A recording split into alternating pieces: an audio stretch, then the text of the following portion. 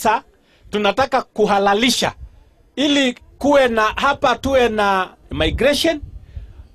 Ukiwa na vyakula yako ama chochote ambaye unataka kuisha Tanzania, upitishe kwa njia ya halali katika border post. Kutakuwa na watu wa immigration ambaye wataona vile inatakikana. Kuna sheria za mipaka tayari ambaye tuko naye.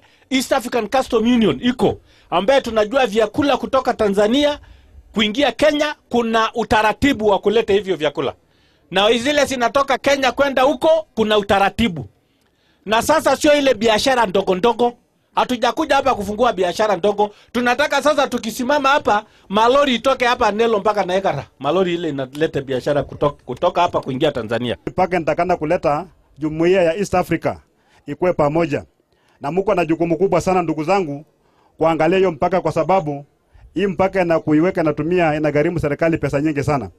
Kuna watu ambao wanafikiri kwamba mpaka ikiwekwa namna hiyo pale chini sio imewekwa mercury.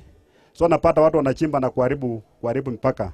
Wakati huu tumehakikisha kwamba raia wenyewe wanaona mpaka ikiwekwa na wanadhibitisha kwamba hakuna kitu kimezikwa hapo ndani. Kwa hivyo ukiona mtu anaenda kutamba na mpaka, ni jukumu letu hapa sisi kuhakikisha ya kwamba hakuna mtu anaharibu hiyo mpaka.